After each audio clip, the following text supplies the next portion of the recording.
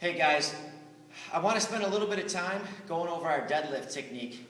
What I see a lot in our deadlift technique in the gym is I see a lot of us on the balls of our feet. And when we're on the balls of our feet, when we initiate a deadlift, we're using our quad muscles and our anterior part of our body more than our posterior. When that happens, these muscles in the front, they're not as strong and they fatigue a lot quicker than their anterior counterparts or the posterior counterparts back here. So I want to get our glutes and our hamstrings involved. One way to think about this is in our setup. If you look at my legs right now from the kneecaps down, my legs are coming straight out of the ground. When you approach the deadlift bar, I want to see that same exact thing. I want to see your legs coming straight out of the ground. So I'm going to approach this deadlift bar, and notice right now that when I approach it, my legs are coming straight out of the ground. Now when I address the bar and I grab onto it, my shins will still be coming straight out of the ground.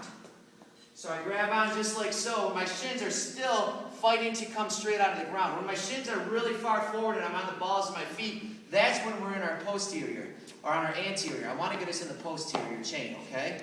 So here's the deadlift. My shins are coming straight out of the ground. I set my lumbar curve. I drive my knees back and rise my shoulders at the same time. Drive my knees back and my shoulders rise. That's how you start the deadlift. Drive the knees back as the shoulders rise. One more time. Shins are straight out of the ground.